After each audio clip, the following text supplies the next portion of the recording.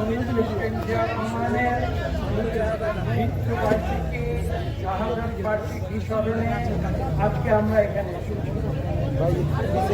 আমরা এখানে কেন সেই কথাটি কিন্তু আজকে বলতে হবে এবং এই কথাটি বলতে হলে আমাদের যেটা জানতে হবে সেটা হচ্ছে শহীদ প্রেসিডেন্ট জিয়া রহমানের যে শিক্ষা, সেই শিক্ষা কি ছিল সেটা অনুধাবন করতে হবে। আমি ছোট্ট একটি কথা দিয়ে বলবো, শহীদ প্রেসিডেন্ট জিয়া রহমানের যে নাম বাংলামূলের মানুষ, গ্রামগঞ্জের মানুষ ভালোবেসে দিয়েছিল, সেই নামটি ছিল রাখাল রাজা। সেই রাখাল রাজা শহীদ প্রেসিডেন্ট জিয়া রহমান কিন্তু বাংলাদেশের গণমানে তিনি চলাফেরা করেন। তিনি কিন্তু বঙ্গভবনে রাজনীতি করেন না। তিনি কি কাদের রাজনীতি করেছেন, কোন রাজনীতি করেছেন? তারা গ্রামে গঞ্জে গিয়ে তিনি কোদাল হাতে মাটি কেটে তিনি খাল খনন করে বাংলাদেশের তৃণমূল মানুষের জন্য রাজনীতি করেছেন।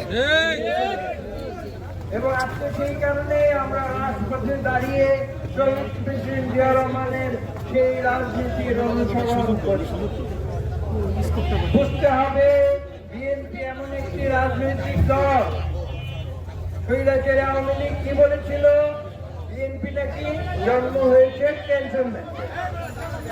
আমার কাছ থেকে শুনুন, বিএনপির জন্ম কি ক্যান্টনমেন্টে হয়েছিল? আমার কথা শুনুন, আওয়ামী লীগের কথা যদি সত্য হতো তাহলে বিএনপি যদি ক্যান্টনমেন্টে জন্ম হতো তাহলে আওয়ামী লীগ কেন গণতন্ত্রকে একদলীয় পাঠশালে পরিণত করেছিল? আওয়ামী লীগের জন্ম তো ক্যান্টনমেন্টে হয় নাই। তাহলে তারা গণতন্ত্রকে হত্যা করে 11 মিনিটের ব্যবধানে জাতীয় সংসদের ভিতরে কেন একদলীয় বাকশাল সৃষ্টি করেছিল? কাজেই এইসব মিথ্যা যুক্তি তর্ক কথা এগুলো আওয়ামী লীগ বলে, এগুলা বুঝতে হবে।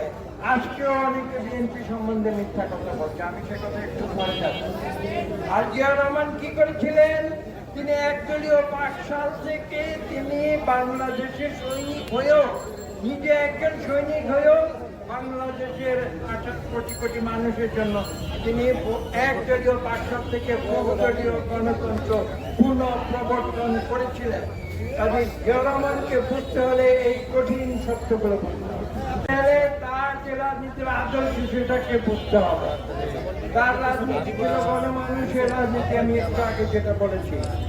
কাজেই আজকে আমরা রাজপথে আজকে এই কর্মসূচি করছি, কেন করছি, এর যে অন্তর্নিহিত সত্য সেই কথাগুলো কিন্তু আজকে বাংলাদেশের নতুন করে বলতে হবে। যদি সেটা আমরা না করি তাহলে আমরা শহীদ প্রেসিডেন্ট জিয়া রহমানের প্রতি সঠিক বিচার করব। আপনারা জানেন জিয়া রহমান ক্ষমতার জন্য রাজনীতি করেন। দেশ নেত্রী বেগম খালেদা জিয়া ক্ষমতার জন্য রাজনীতি করেন নাই।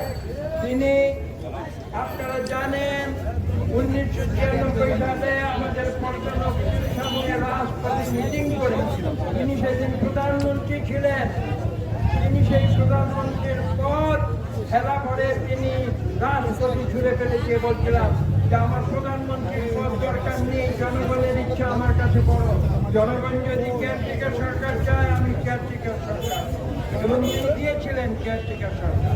এবং মজার কথা হলো যে আওয়ামী লীগ দাবি করে তারা নাকি কেয়ারটেকার সরকারের আন্দোলন করেছিল, তারা পরে সংসদে গিয়ে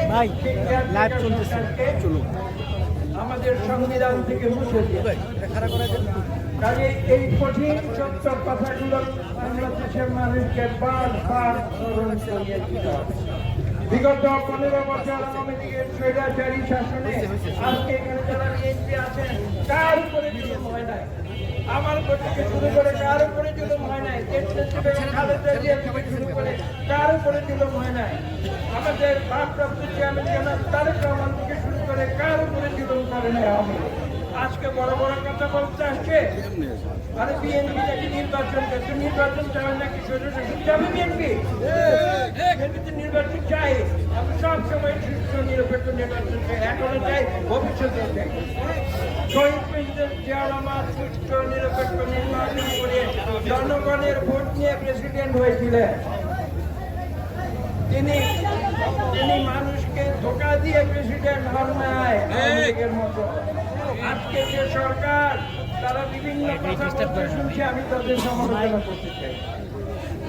আমি একটি কথা সামনে নিলে চাই, আপনারা নির্বাচনকে তো ভয় পাচ্ছেন কেন? ভয় পাচ্ছেন আপনারা নির্বাচনকে? আপনারা জানেন যে জনগণ আপনাদের পছন্দ করে না, সুষ্ঠু নিরপেক্ষ নির্বাচন হলে আপনারা থাকতে পারবেন না, সেই ভয় পাচ্ছেন। এটা খোলাখুলি বলেন না কেন? বিএনপি বাংলাদেশের মানুষের উপরে আস্থা রাখে। বিএনপির সৃষ্টি থেকে জনমানুষের ইচ্ছার প্রতিধ্বনি করেছে বিএনপি। আজকেও আমরা জনগণের সঙ্গে আছি। জনগণ যদি আমাদের ভোট দেয়, ইনশাআল্লাহ আমরা এই দেশকে সঠিকভাবে আমরা পরিচালিত করব। দেখি আমাদের যে বেশি সংস্কার কে করতে পারে। আজকে যারা সংস্কারের ক্রিয়া হচ্ছে, তারা বাংলাদেশের সংস্কারের বুঝে কি? আমি সেই প্রশ্ন করতে চাই।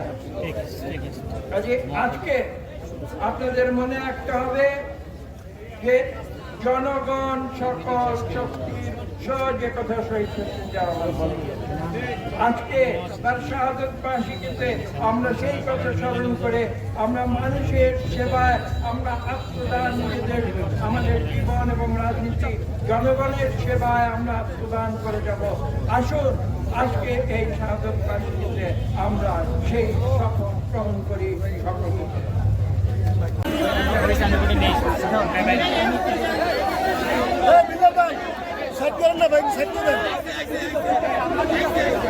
আরে বেটা কি যাস তুই? আরে